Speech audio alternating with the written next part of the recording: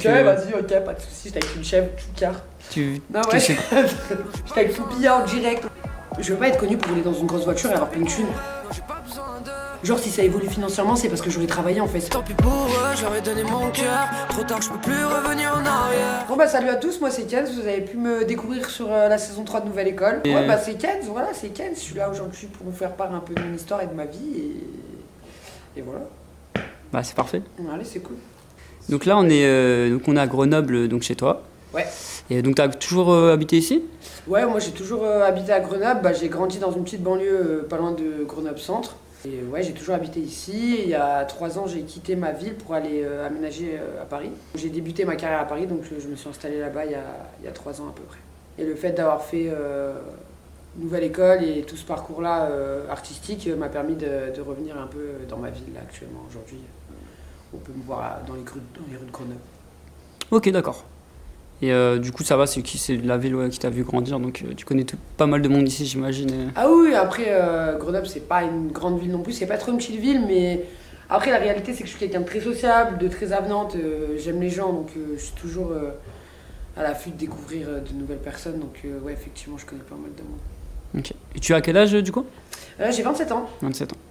Et ok. Est-ce que tu peux nous dire dans la vie de tous les jours ce que tu fais Eh ben, je fais de la musique, j'écris mon spectacle.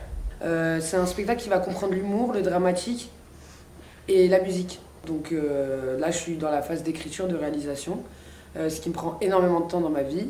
Je fais aussi de la musique. Donc voilà, c'est un emploi du temps très chargé. Tu fais de la comédie, du coup, si j'ai bien compris. Ok. Ok. Et c'est-à-dire, genre, t'aimerais faire du cinéma ou... Ouais, je suis dans l'optique de démarrer une carrière d'actrice. Moi, il faut savoir que c'est mon but à la base. Ok. Moi, j'ai commencé la musique dans le tas. J'avais pas fait de musique il y a 3 ans, tu vois, j'ai vraiment démarré la musique il y a 3 ans. Et on va dire que j'ai rajouté une corde à mon arc, tu vois. Par rapport à ce que tu faisais déjà avant ? Par rapport à ce que je faisais déjà avant. Moi j'ai démarré une installation à Paris, j'ai fait une grande école de théâtre et de comédie. Et puis après je me suis mis à fond dans la musique pour avoir du résultat le plus vite possible, tu vois. Et la musique, ça vient d'où du coup ? La musique ça vient depuis toute petite parce que j'ai toujours écouté de la musique. Et en fait, j'ai vécu une expérience en cours de théâtre assez particulière. Et je me suis beaucoup repliée sur moi-même. J'avais envie d'exprimer au monde ce que je ressentais. Et j'estime aujourd'hui que la musique, c'est assez universel. Donc, universel, c'est pareil. Vous m'en porterez pas préjudice. Mais du coup, je me suis dit que j'avais envie de raconter ce que je vivais en musique. Et comme vous le constaterez, dans tous mes sons et dans même l'EP que j'ai sorti après la sortie de Nouvelle École, je raconte énormément mon vécu à travers mes lyrics. Et du coup, tu parles que de toi ou tu t'inspires un peu de... Je parle beaucoup de moi, je parle beaucoup de ma famille et je parle beaucoup de mon vécu. Et finalement, mon vécu, ça peut réunir plein de choses. Je parle de moi, je parle surtout de ce que j'ai vécu et ce qui m'amène à être ce que je suis aujourd'hui. Est-ce que tu peux nous parler justement un peu de ce que tu as pu vivre ? Ouais, bien sûr. Ce qui fait qu'aujourd'hui, je fais ça de ma vie et je suis plus dans le milieu artistique, c'est... moi, je me suis toujours, quand j'étais jeune, sentie un peu rejetée, pas comprise, tu vois, par les autres et par le monde. J'ai transmis ça un peu à travers mon art.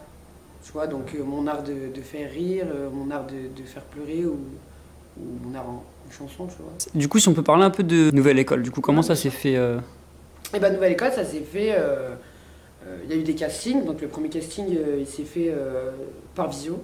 Okay. Ensuite, il y a eu un second casting physique.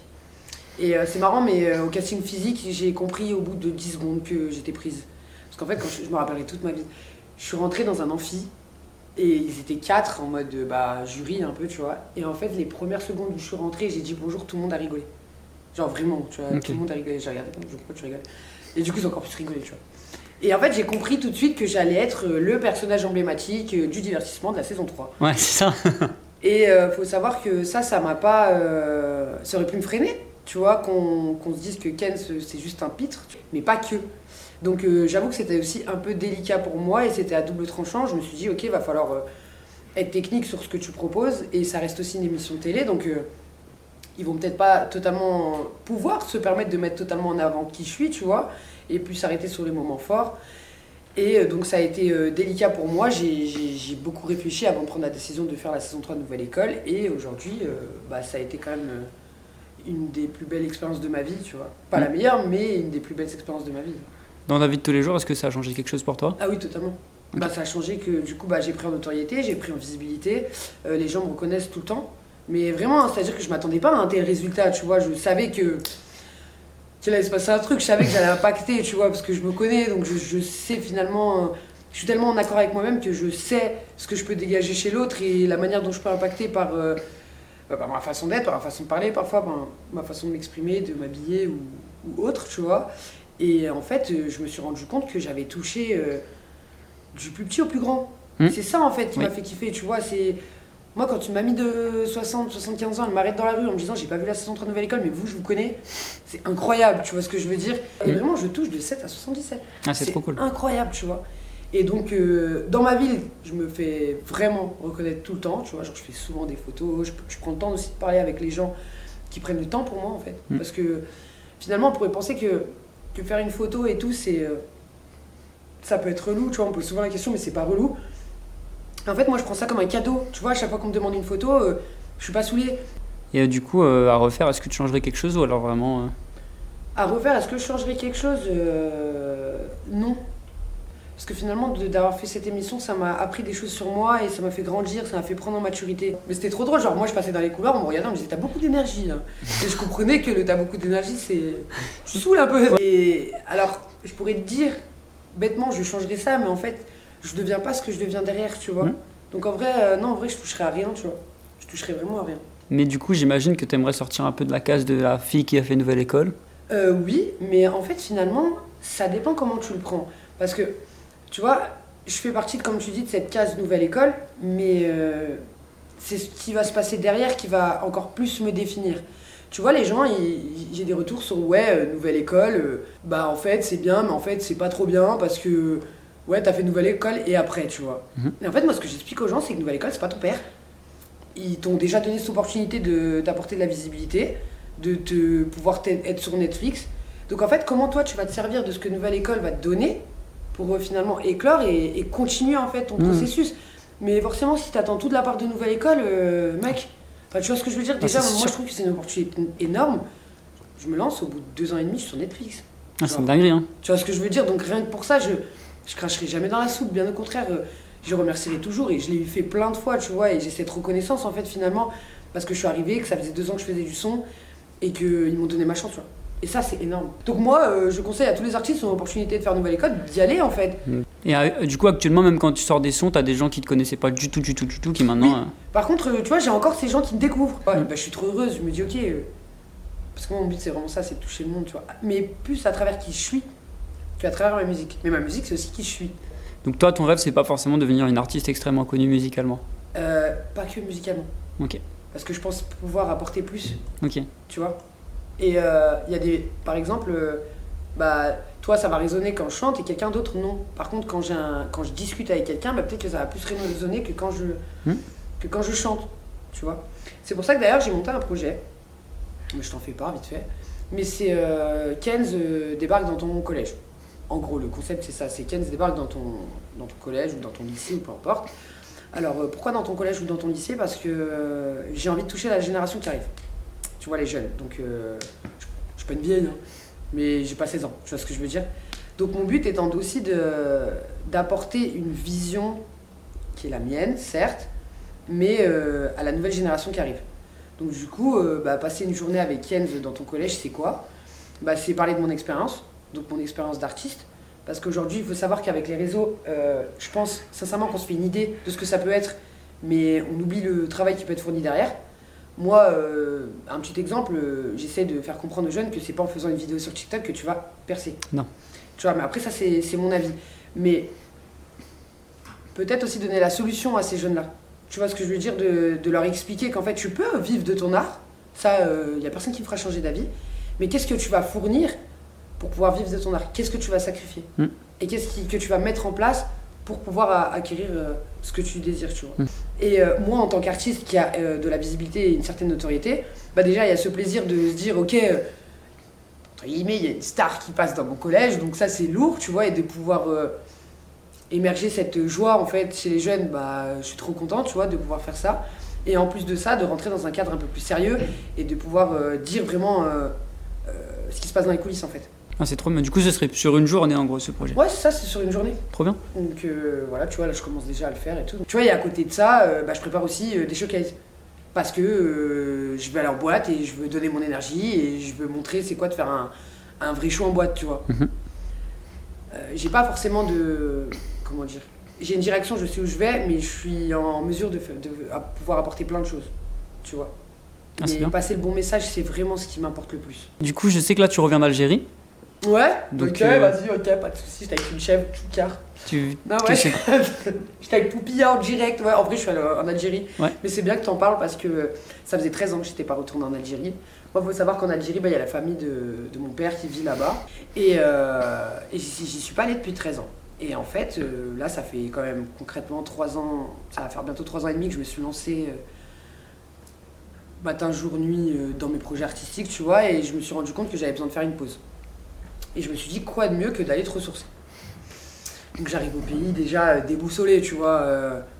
Je suis allée en Algérie, tu vois, mais j'arrive complètement déboussolé. Et en fait, je me rends compte que pendant 10 jours, je vis comme un villageois de là-bas. Ok. Tu vois. Pieds J'ai nus. la possibilité de prendre un hôtel et nanana, mais je me dis, non, en fait, tu vas à 100%. Donc j'arrive là-bas, je mets mes claquettes.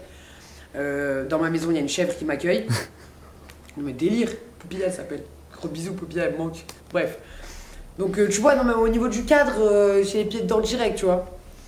Et petite anecdote par rapport à ça d'ailleurs, tu vois, je suis sur les réseaux et je prenais ma douche en Algérie. Et la façon qu'ils ont de prendre leur douche, ils sont restés grave à l'ancienne. En mode, tu fais chauffer l'eau à la gazinière, tu prends une bassine, tu mets de l'eau froide, tu mets de l'eau chaude, tu fais ta douche. Donc déjà, il y a peut-être un temps de préparation de 20 minutes avant de faire ta douche. C'est pas, je vais prendre ma douche, attends, je vais préparer ma douche. Ok. Et là, je poste un snap et je montre en fait cette façon-là de prendre sa douche.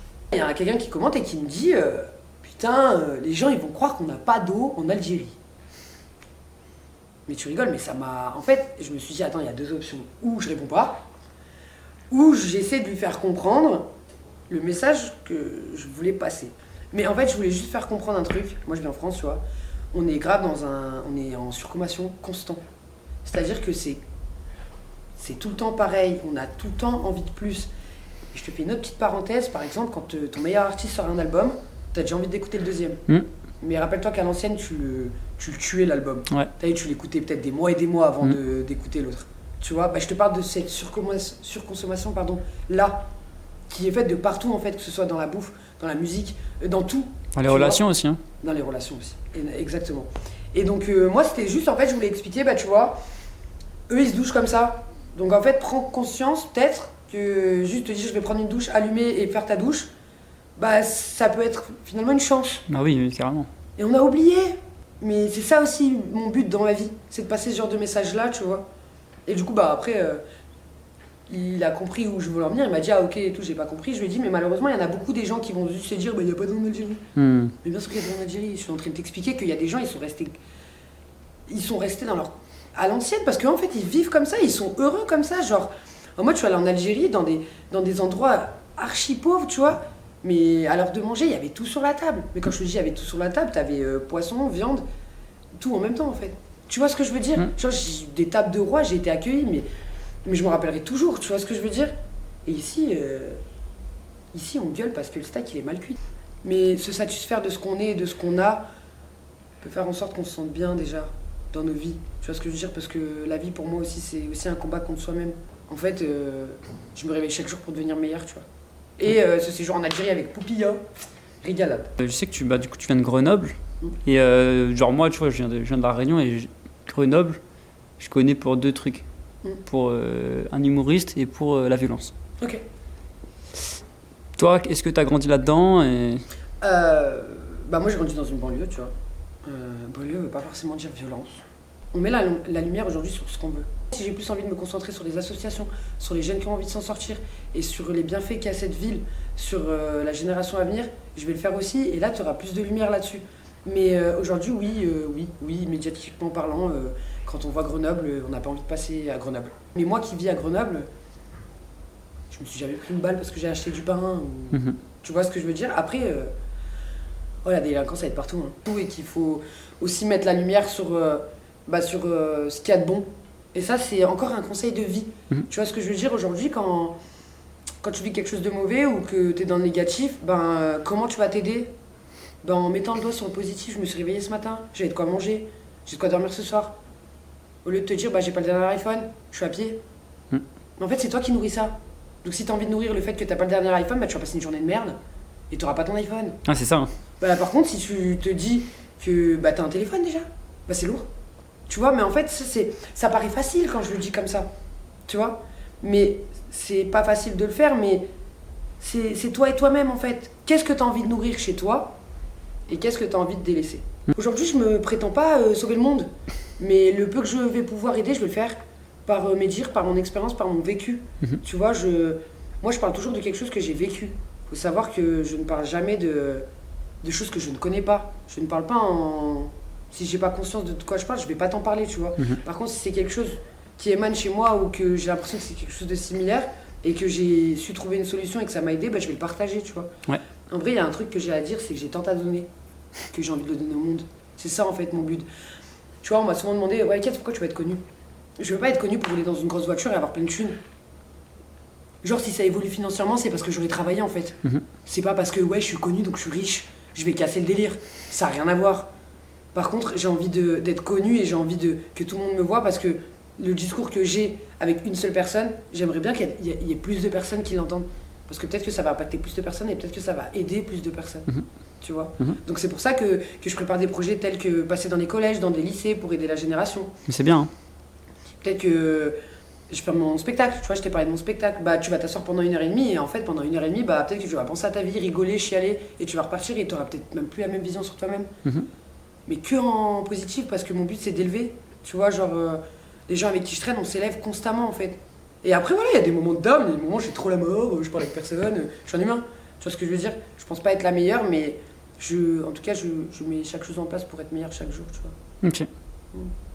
Non, c'est bien. Du coup, par exemple, pour quelqu'un qui veut se lancer dans la musique. Donc ce que je vais dire aux gens qui veulent se lancer dans la musique, ne laissez jamais personne penser que vous avez tort ou que vous n'êtes pas sur la bonne route si ça résonne dans votre cœur. Mais par contre, conscientisez le fait que ça va être compliqué et qu'il va falloir travailler. Ouais, c'est du taf, hein. C'est tout. C'est du taf et du cardio, en vrai. Ouais, de fou. La musique comme autre chose, tu vois, que tu veux devenir sportif de combat, que tu veux devenir le meilleur cuisinier, c'est des sacrifices en fait. Et du coup, en tant que femme dans la musique urbaine, voilà, est-ce que c'est pas plus compliqué quand t'es une femme de pouvoir... À la réalité, j'apprends à personne, le monde du rap masculin, le monde du rap, pardon, c'est quand même très masculin. Est-ce que moi, Kenza, j'ai rencontré des difficultés? Non. Pourquoi? Parce que j'ai quand même un assez fort caractère, je suis en accord avec moi-même, j'ai confiance en moi. N'interprétez pas ça mal, je ne suis pas prétentieuse, j'ai juste confiance. Et ça, j'ai appris à le faire. Parce que comme je t'ai dit, moi, je me suis toujours sentie la petite enfant rejetée, qu'on ne comprend pas, tu vois. J'ai souffert de mon enfance, de mon adolescence et tout ça, tu vois. Mais aujourd'hui, j'en ai fait une force. Est-ce que du coup, pour toi, l'argent dans ta vie, c'est important ou pas? L'argent, ça devient important à partir du moment où tu dois payer un loyer, manger et t'acheter des fringues. Mais elle a cette importance-là, l'argent, pour moi. Tu vois ce que je veux dire? Elle a pas... Moi, si je roule dans une belle voiture, je suis la plus contente. Si je roule dans une Clio, je suis la plus contente. En fait, je n'ai pas ce... Et je suis grave content d'être comme ça, mais tu vois, j'ai pas ce rapport matériel. Moi, Ken, je l'ai pas. C'est bien. Donc tant mieux. C'est cool, tu vois ce que je veux dire. Et franchement, je souhaite à plein de gens de plus avoir ce rapport matériel. En fait, ça te libère tellement. Genre, tu t'en fous, en fait. C'est pas ça qui prime chez toi, tu vois ce que je veux dire. Moi, en tout cas, c'est pas ce qui prime chez moi. Par contre, comme je t'ai dit, j'aime bien rouler dans des grosses mercos, ça c'est mon délire. Tu vois, on a tous des délires, tu vois. Ouais, carrément. Mais c'est pas ce qui prime chez moi, tu vois. Est-ce que tu as quelque chose à nous dire pour terminer? Moi, j'invite sincèrement les gens à venir me découvrir, à me rencontrer. Donc voilà, il y a la préparation de mon spectacle qui verra le jour très bientôt, de toute façon, vous serez au courant. Comme j'ai dit, il y a aussi l'intervention que je fais auprès des jeunes et de la nouvelle génération qui arrive. Et il y a aussi une intervention type conférence qui devrait arriver aussi. Donc mon but étant de passer du temps avec des gens qui aimeraient assister à la conférence. Et je ciblerai sur plusieurs sujets qui pour moi peuvent être importants dans la vie. Je suis là vraiment pour donner à la hauteur de ce que je suis, mais je pense que j'ai beaucoup à donner. Pour finir aussi, j'ai préparé un EP, c'est l'évolution de Kenz. Kenza est venu mettre son grain de sel. Kenz et Kenza, alors pourquoi il y a Kenz et Kenza? Je suis obligée de vous le faire en 10 secondes. Finalement, Kenz et Kenza, c'est deux personnes totalement opposées. Et j'ai réussi aujourd'hui à fusionner les deux. Donc là, ça va être une dinguerie. Et la fusion des deux va donner un EP qui sortira très bientôt, très prochainement. Et je vous invite à aller l'écouter parce que c'est l'évolution et c'est cadeau, c'est pour vous. Donc voilà, je vous fais plein de gros bisous et à bientôt.